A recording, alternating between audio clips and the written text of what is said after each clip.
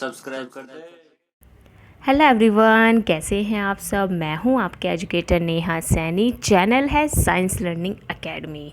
Topic है आज का आपका प्लास्टिड्स। जैसे कि हम प्रीवियस वीडियोस में डिस्कस कर ही चुके हैं, कुछ सेल ऑर्गेनेलीज जैसे कि endoplasmic reticulum, Golgi bodies, ribosomes, mitochondria और भी दूसरे ऑर्गेनेलीज हम ऑलरेडी डिस्कस कर चुके हैं। वीडियोस के जो लिंक है वो आपको डिस्क्रिप्शन बॉक्स के अंदर मिल जाएंगे, सो चेकआउट करना मत भूलिएगा।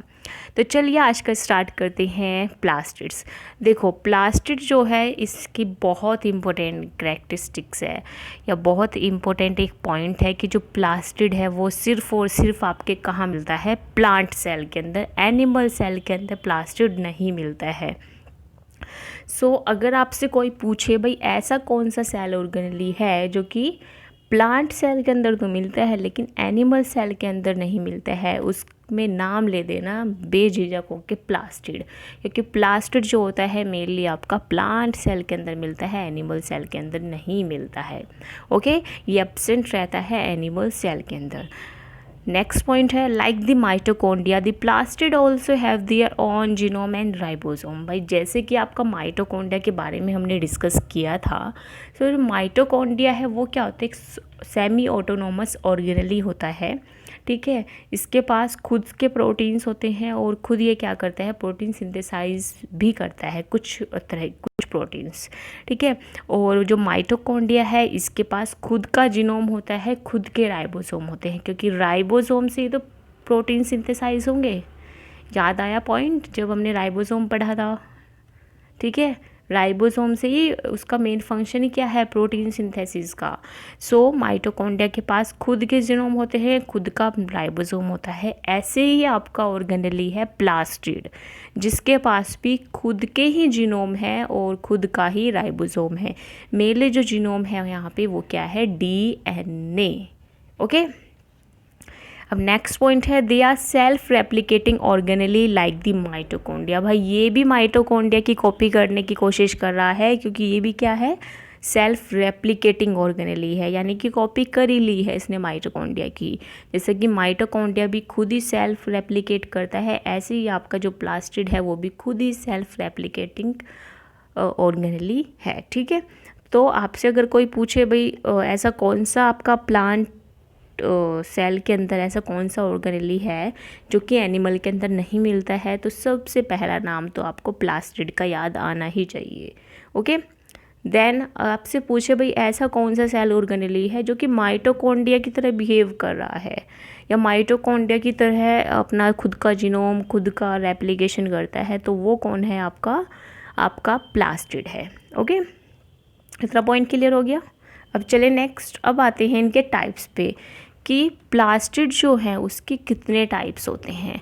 अब तक तो हमने डिस्कस कर लिया कि प्लास्टिड है क्या। ठीक है, अब प्लास्टिड के टाइप्स जो है बहुत इंपॉर्टेंट रोल प्ले करते हैं, और इसके अंदर जो आपको दिख रहा है ना सेकंड वाला क्लोरोप्लास्ट, वो बहुत इंपॉर्टेंट है भाई। उसमें से तो बहुत आगे के लिए आपका, अगर आप फ्यूचर में भी अगर आप बायोलॉजी से कंटिन्यू करना चाहते हो, तो ये जो आपके 3 नाम यहाँ पे दिख रहे हैं इसमें सबसे कॉमन नाम जो है क्लोरोप्लास्ट, वो तो आपका कभी पीछे नहीं छोड़ेगा। ओके, 3 टाइप्स के आपके क्या है, पार्ट्स हैं आपके प्लास्टिड के, यानी कि 3 तरह के आपके प्लास्टिड होते हैं। ओके, तो फर्स्ट वन है आपका क्रोमोप्लास्ट। क्रोमोप्लास्ट मेनली जो है कलर्ड प्लास्टिड है। कलर तो है लेकिन ग्रीन कलर नहीं होगा। क्यों नहीं होगा, क्योंकि भाई वो तो आपका क्लोरोप्लास्ट का है। वो कलर किसका है, क्लोरोप्लास्ट का, यानी कि ग्रीन कलर को छोड़ के जितने भी कलर हैं वो कौन करता है, आपका क्रोमोप्लास्ट। ठीक है, यानी कि जो कलर्ड प्लास्टिड है आपका वो कौन सा है, क्रोमोप्लास्ट है। सिर्फ ग्रीन कलर को छोड़ के जितने भी कलर आपको देखने के लिए मिलेंगे, चाहे वो आप फूल का कलर देख लो, ठीक है, या आप लीव्स का भी अलग अलग आपको कलर देखने के लिए मिलता है, तो मेनली वो किसकी वजह से मिल रहा है आपको, क्रोमोप्लास्ट की वजह से। ओके, जो वेरिएशंस आता है colour to flower, various parts of flower या फ्लावर के अंदर, वो किसकी वजह से आ रहा है, आपका क्रोमोप्लास्ट की वजह से। ठीक है, सेकंड वन है आपका क्लोरोप्लास्ट। भाई जो क्लोरोप्लास्ट है वो क्या है, ग्रीन कलर्ड प्लास्टिड होता है। मेनली क्या है, ग्रीन कलर्ड प्लास्टिड होता है और इसके पास क्या होता है, एक बहुत इम्पोर्टेंट चीज़ होती है जो कि है क्लोरोफिल। ठीक है, सेकंड पॉइंट है आपका क्लोरोप्लास्ट के अंदर ही जो क्लोरोप्लास्ट है इसका एक इम्पोर्टेंट फंक्शन भी है कि ये फोटोसिंथेसिस के अंदर इन्वॉल्व होता है। और फोटोसिंथेसिस एक ऐसा प्रोसेस है जिसमें प्लांट खुद ही अपना फूड बनाता है by the help of sunlight. Okay, so chloroplast के अंदर वो फीचर होता है जिसमें वो क्या करते हैं, फोटोसिंथेसिस करते हैं और प्लांट के लिए फूड बना के तैयार करते हैं। ओके, इसलिए ही आपको जो क्लोरोप्लास्ट है उसको बोला जाता है किचन्स ऑफ सेल, यानी कि आपको अगर कुछ खाना बनाना है या खाना खाना है या खाना लेने के लिए जाना है तो आपको कहाँ जाना पड़ता है, रसोई में जाना पड़ता है। ठीक है, अपने किचन में आप जाते हो। ऐसे ही जब भी भाई प्लांट को भूख लगेगी, प्लांट को खाना खाना है, प्लांट को किसी चीज़ की ज़रूरत है खाने पीने से रिलेटेड, तो वो कहाँ जाएगा, वो आपके क्लोरोप्लास्ट के पास जाएगा, भाई मेरे को खाना दे दिया जाए। ठीक है, तो जो क्लोरोप्लास्ट है वो फोटोसिंथेसिस के थ्रू क्या करेगा, खाना बनाएगा और वो खाना खिलाएगा इन सबको, जितनी भी प्लांट सेल्स हैं। ओके, अब आता है थर्ड वन है ल्यूकोप्लास्ट। ल्यूकोप्लास्ट जो होता है वो मेनली कलरलेस प्लास्टिड होता है। इसका भी हम काम पढ़ेंगे, नेक्स्ट फंक्शंस के अंदर पढ़ेंगे। तो सबसे पहले जो आपका ये है क्लोरोप्लास्ट, इसको हम डिस्कस कर लेते हैं थोड़ा सा, क्योंकि जिससे आपका एक बेस बन के तैयार हो जाए। अगर इस टाइम पे आपका बेस बन गया तो अगर आप नेक्स्ट जो लेवल है आपका 10th है, ठीक है, उसके बाद अगर आप 11th में भी कंटिन्यू करना चाहते हो बायोलॉजी से, तो आपका एक बेस तैयार रहे आगे के लिए भी। ओके, हमेशा में ऐसे ही बनना चाहिए कि अपना बेस जो होता है वो क्लियर रखना चाहिए, क्योंकि बच्चों का बेस क्लियर नहीं होता है। हम पढ़ तो बहुत ज़्यादा लेते हैं पर बेस अपना क्लियर नहीं रखते हैं, तो इस वजह से क्या होता है, जब भी हम 10th में जाते हैं या नेक्स्ट क्लास में जाते हैं तो हमें समझ ही नहीं आता है कि ये क्या चीज़ थी और हमने पीछे क्या पढ़ा था, अब क्या पढ़ा है। सो एक बेस बनाने के लिए हमें क्या करना पड़ेगा, यहीं पे इस टॉपिक को भी कवर करना चाहिए जो कि आपका क्लोरोप्लास्ट है, जिससे आपका जो माइंड है वो समझ सके कि क्या हो रहा है प्लास्टिड के अंदर। ओके, सो नेक्स्ट है आपका क्लोरोप्लास्ट। तो मेनली जो क्लोरोप्लास्ट है वो बाउंडेड होता है टू मेम्ब्रेन। अब आपको पता होगा एक ऐसा और ऑर्गेनेली था जो कि बाउंडेड था टू मेम्ब्रेन से, वो कौन था आपका, माइटोकॉन्ड्रिया। ओके, और प्लास्टिड जो है वो तो कॉपी कर रहा है माइटोकॉन्ड्रिया की, तो जो उसका पार्ट है यानी कि जो उसका टाइप है वो भी तो कॉपी करेगा, वो की पीछे रहेगा। तो ऐसे ही आपका जो क्लोरोप्लास्ट है वो भी टू मेम्ब्रेन बाउंडेड होता है, जैसे कि आपका माइटोकॉन्ड्रिया है। ठीक है, अब ये दो मेम्ब्रेन बाउंडेड तो है, इसके साथ साथ ये दो डिस्टिंक्ट रीजन भी दिखाता है अपने अंदर। ठीक है, अभी मैं डायग्राम आपको दिखाऊंगी, आपको अभी क्लियर हो जाएगा।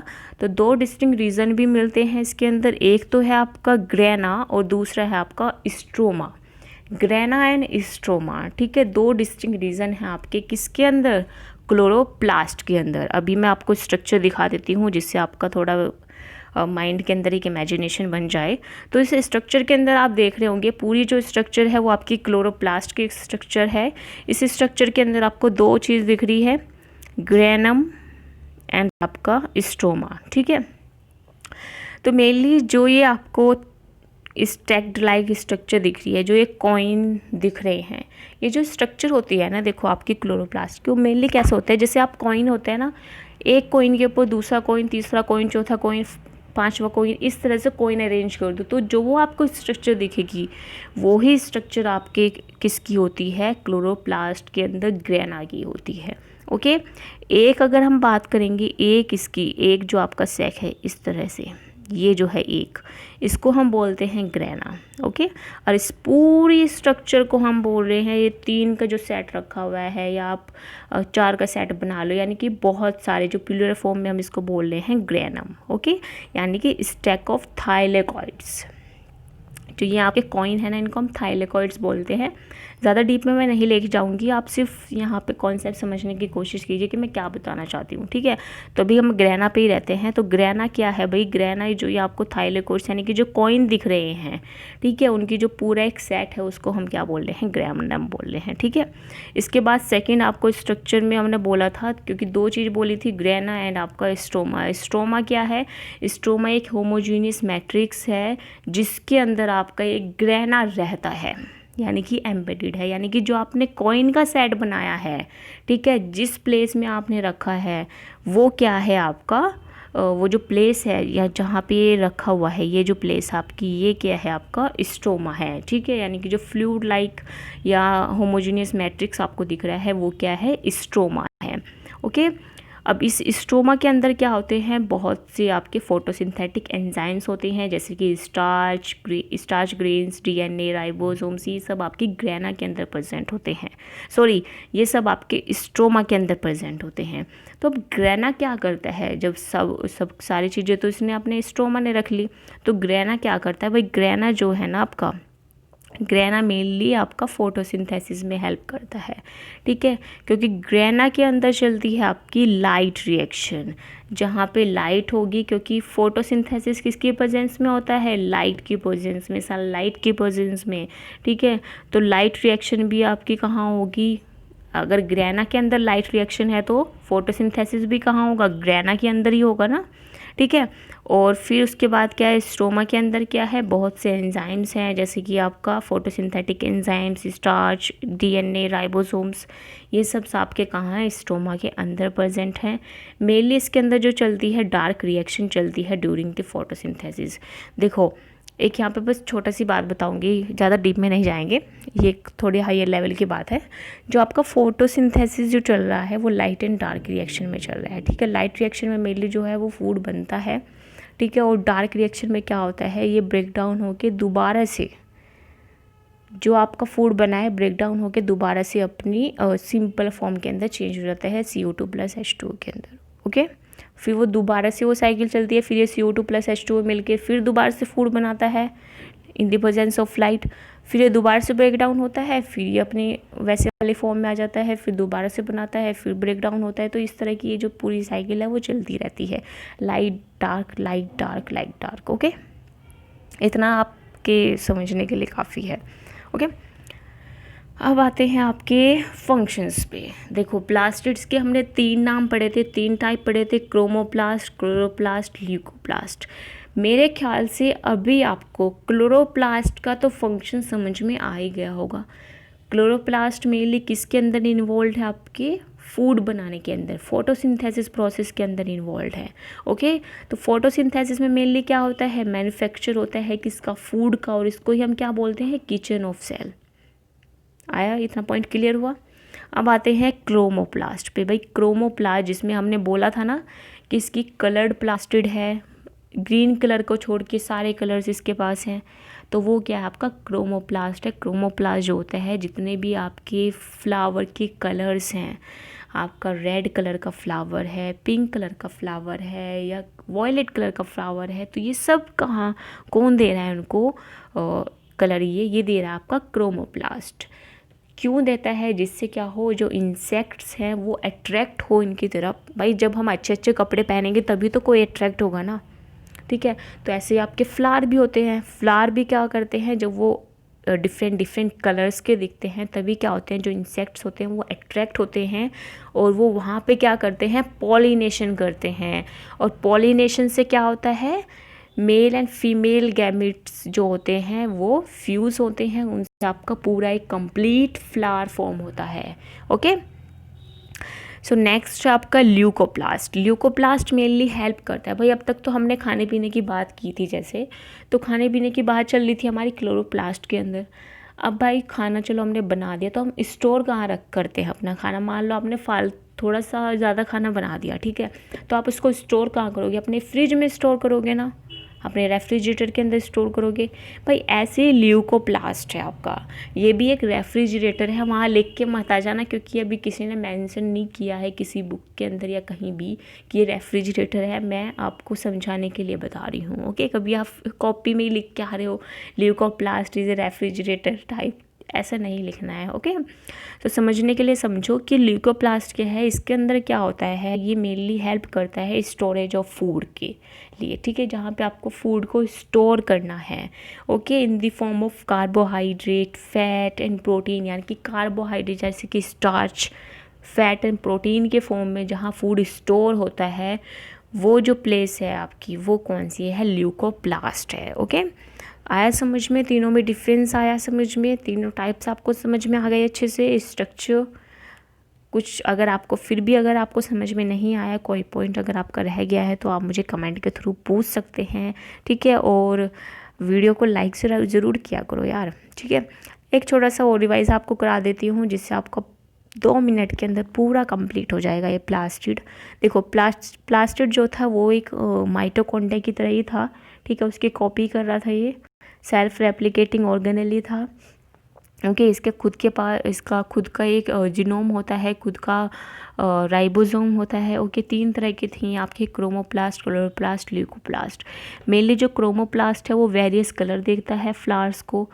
क्लोरोप्लास्ट जो है आपका वो फोटोसिंथेसिस करता है, जो कि फूड प्रोवाइड करेगा प्लांट को। और ल्यूकोप्लास्ट जो होता है वो कलरलेस प्लास्टिड है, और ये मेनली स्टोरेज के काम आता है, ठीक है।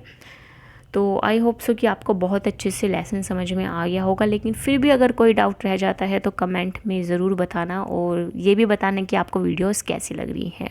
ओके, सो मिलते हैं नेक्स्ट क्लास में नए टॉपिक के साथ। अगर आपको लेसन्स अच्छे लग रहे हैं तो सब्सक्राइब ज़रूर कर ले साइंस लर्निंग अकेडमी को, और शेयर करना मत भूलिएगा। सो मिलते हैं नेक्स्ट क्लास में नए टॉपिक के साथ। Thank you to all.